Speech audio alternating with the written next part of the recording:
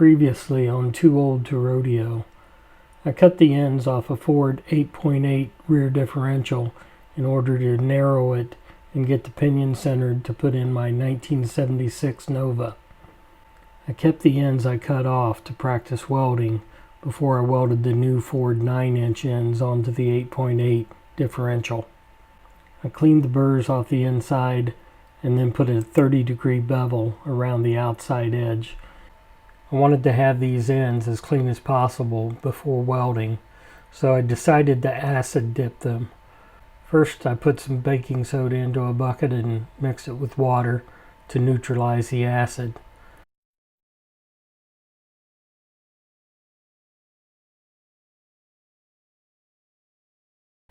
Then I dipped the parts into muriatic acid.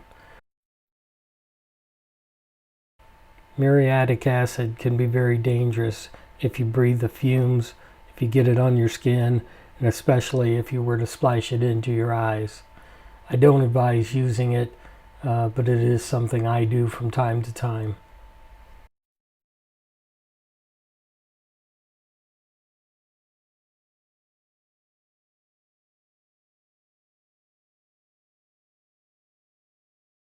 I immersed the ends in the acid and allowed them to soak for a few minutes, and then one by one I pulled them out and put them in the baking soda solution.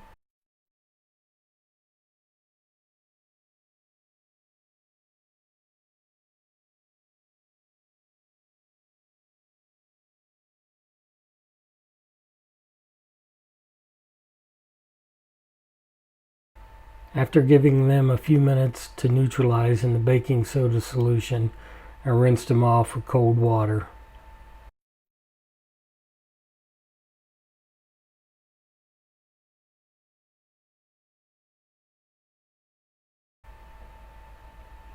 After drying them off, I began assembling the jig. This jig consists of aluminum bushings that fit inside where the axle bearing and seal would set, and then a solid steel bar runs through the bushings to make sure everything is lined up and straight, and then everything is secured with a couple lock collars.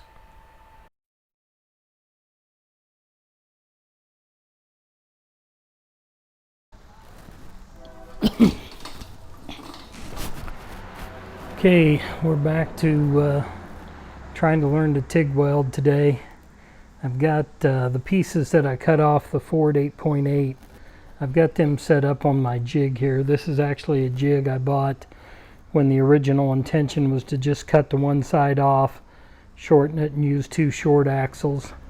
But then after learning about C-clips and that you can't run slicks at the drag strip, typically you can't run slicks if you have a C-clip axle retainer, and I decided to go with the Ford 9-inch ends, so I cut both sides off. They're different lengths because I did that to center the pinion.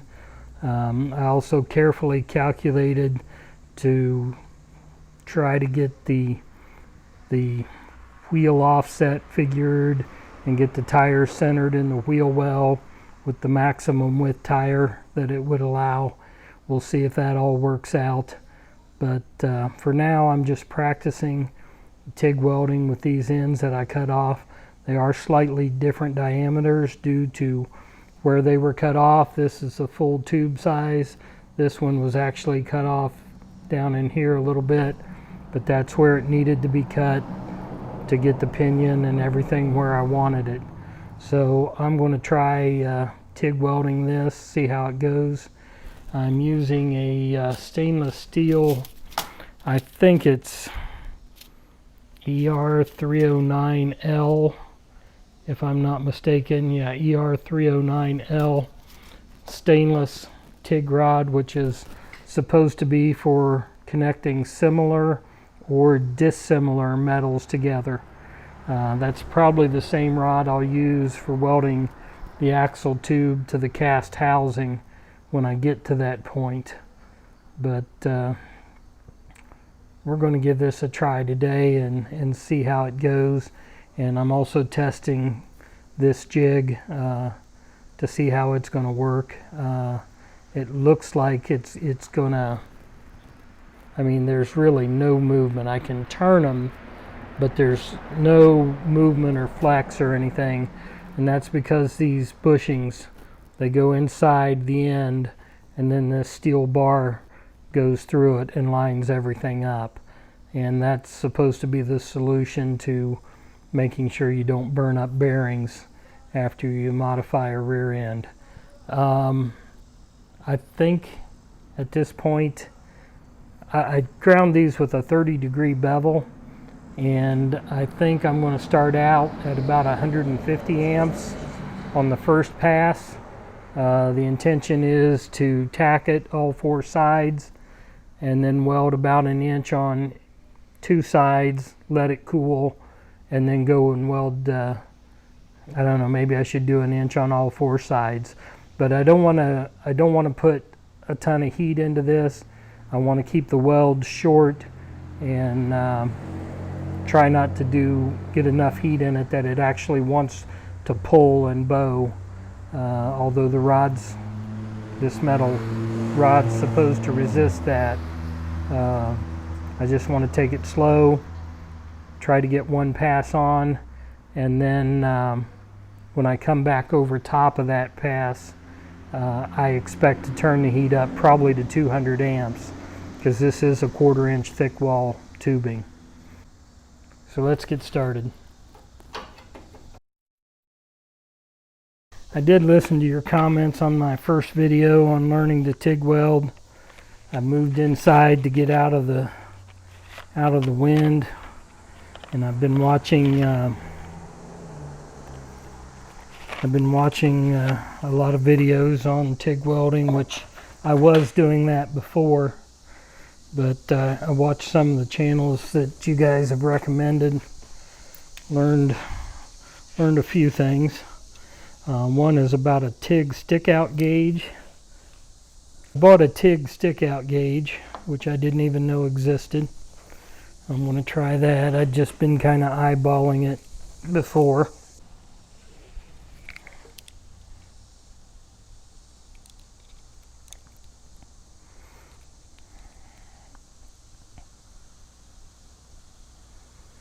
Okay.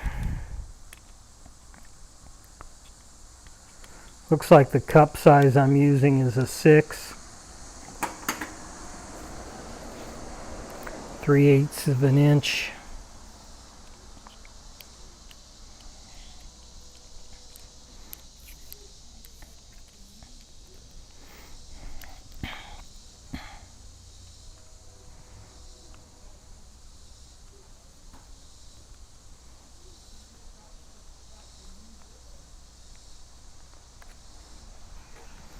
Yeah, I would say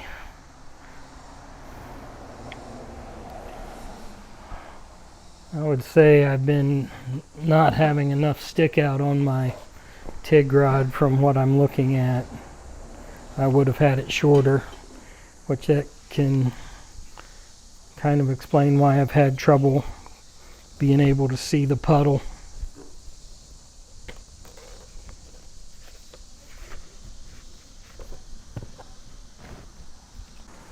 So I'm starting at 150 amps. I believe I have my start amp set to the lowest setting, which is about 5. And at full pedal I'll have 150. I think I'm going to try this standing up first.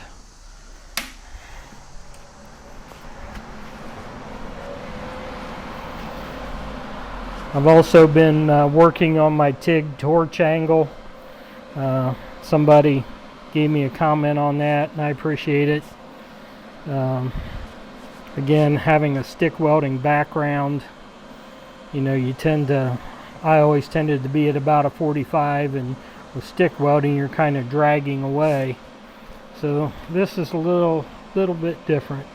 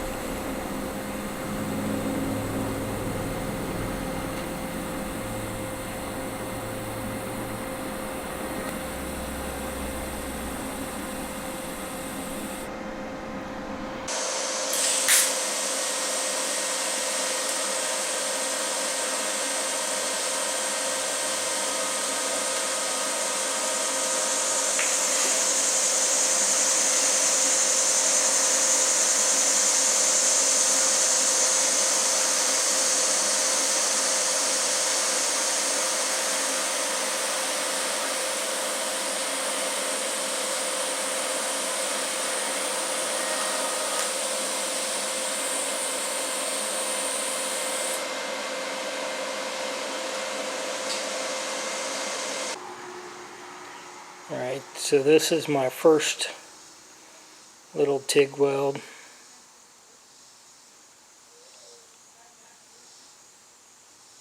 Again, I spotted it, put 4 spots on there, and then I did this little short section with some filler.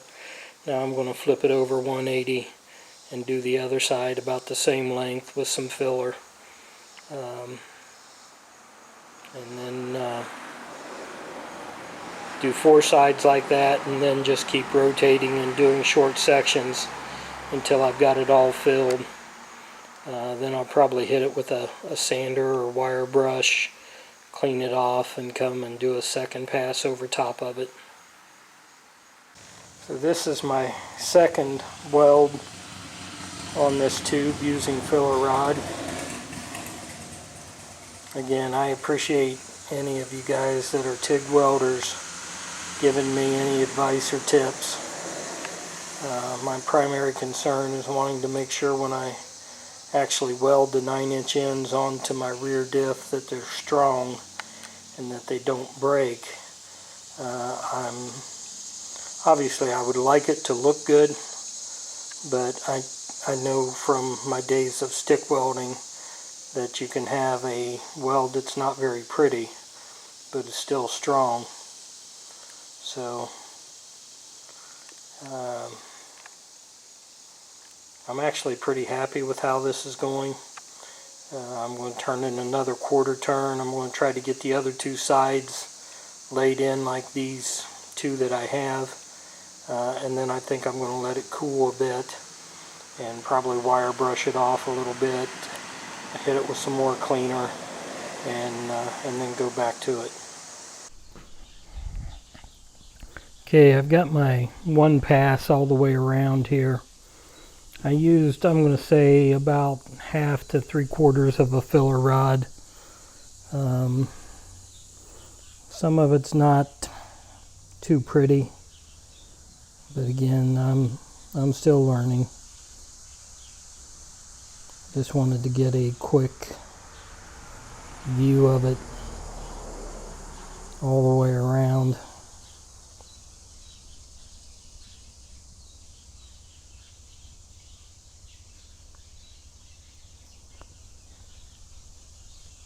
So I'm going to let this cool down till it's cool to the touch.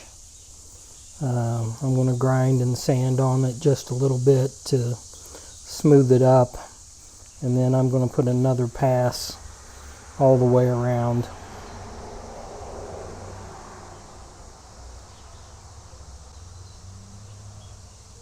Probably turning, I don't know, it seemed like that 150 amps was hot enough for this metal, and the filler rod is going in nice. I mean, there's no hesitation. As soon as it's into the puddle, it melts. So I don't know whether I'm going to up the amperage or not. We'll wait and see how it goes when I start that next pass.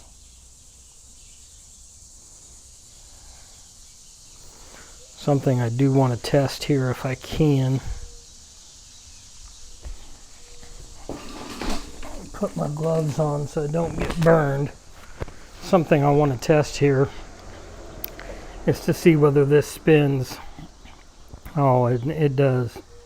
I can hold the bar steady in one place, and this turns perfectly smooth.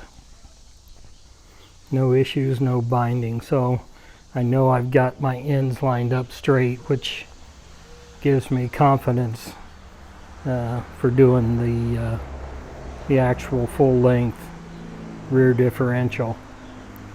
So that's cool. So I'll give that a chance to cool down, and then I'm going to come back and I'm going to try I've got a sanding belt I'm going to try here first to smooth that up, and then we'll put another pass on it. Okay, this is my first pass all the way around on here after I've sanded off the high spots.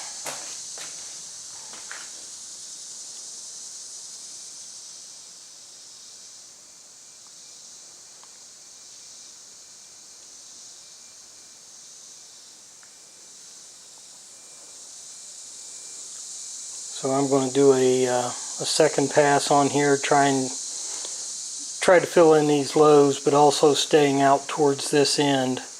I want to run that bead right along that edge, and then I'll do a third bead along this edge, and then hopefully once that's sanded down it'll look pretty good. But I'm happy so far. The TIG welding is coming along. Don't think I'm going to have any job offers in the near future, but I think it's going to be strong enough to suit me.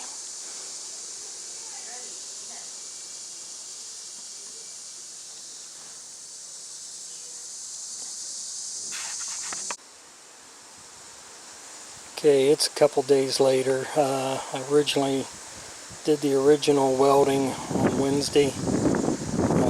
Last I filmed, I think, was right after the first pass. I made 2 more passes on this, which actually got it built up too high. Seemed like I had trouble either not getting enough penetration or getting too much.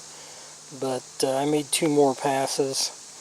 I didn't film that, and then I took a flapper wheel and knocked the really high spots off, and then finished it up with a pipe buffer or pipe sander, basically a sanding belt that's designed to kind of partially wrap around. But you can see I've still got some pits and holes there, but all in all I'm not too unhappy with this being my first attempt at actually welding something together. I mean, my other practice TIG welding was just on a flat piece of steel. So I've got this welded all around, and well, again, it's nothing to write home about. I'm not too disappointed. I ordered some metal as a practice kit, primarily for my roll cage, but I'm going to continue working and practicing before I try to actually weld those 9-inch ends on the rear diff. Next thing I want to do is I want to take this off the jig, take the bushings out, and run my endoscope inside and see what that weld looks like on the inside.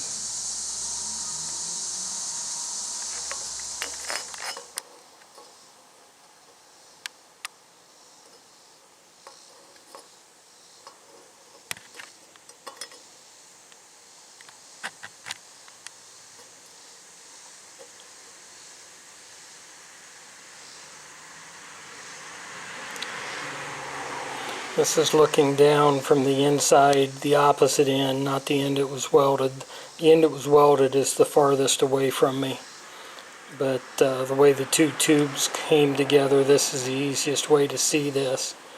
And it looks to me like I got pretty good penetration all the way around. I would like to figure out a way to test this as far as to be able to bolt it onto something and then try to twist it and see what happens. I will see if I can figure something out for that in the future, but for now I've got more projects to work on, more welding to practice.